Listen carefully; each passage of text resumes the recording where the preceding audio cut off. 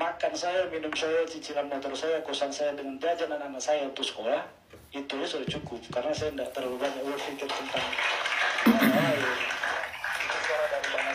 iya, jadi ada juga seperti beban moral dengan gelar ya, gelar sarjana S1. Mungkin di Jakarta itu S1 biasa ya. Tapi di kampung kami itu saya jujur nih, di desa saya itu saya orang ketiga yang lahir dan besar di situ yang dapat predikat S1 di tahun 2011.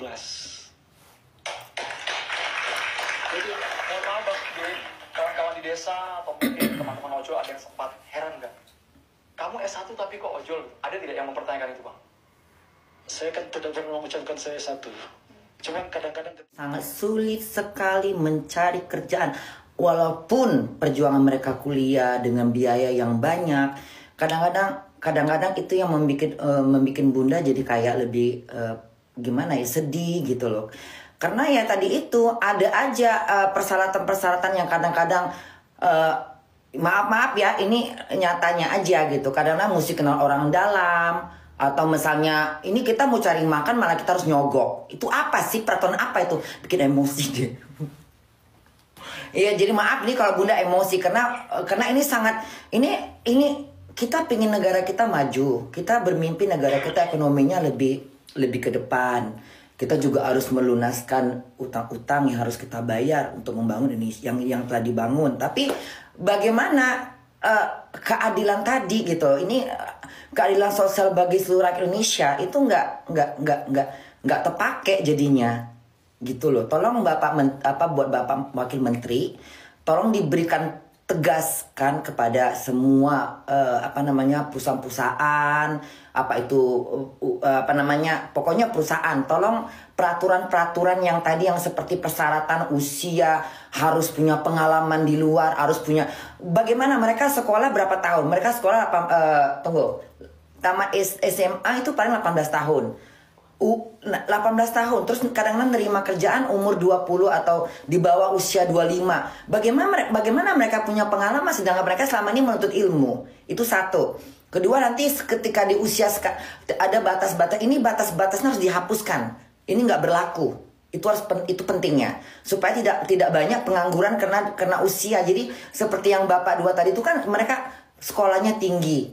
Mereka jadi ojol atau tukang ojek udah tidak ada pilihan daripada mati, nggak bisa ngasih makan bini, ngasih makan anak, ya udah ambil aja apa yang ada, yang penting duit. Tapi kan kasihan gitu loh. Maksud gini, orang sepintar mereka, orang sepandai mereka, orang yang punya prestasi, apalagi yang saat tadi itu 3,5 itu udah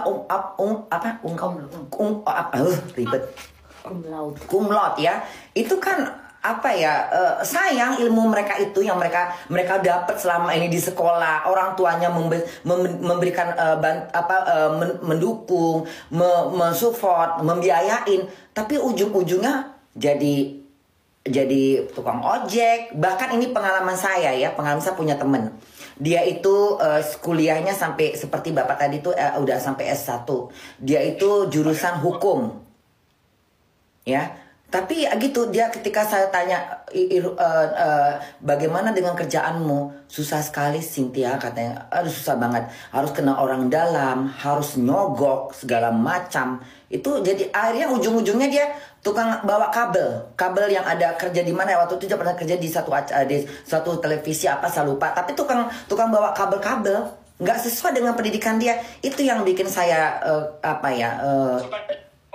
semuanya ini didengar langsung oleh Wakil Menteri Bunda Korla. Bahkan kabarnya bukannya Bunda Korla dari Ciki ingin menyuarakan curhatan pengalamannya yang tadinya kerja di luar negeri, akhirnya di Indonesia juga menemukan kendala. Pak Wamen harus dijawab, Pak Wamen, kita harus jeda hanya di Satuan Demokrasi Pemirsa.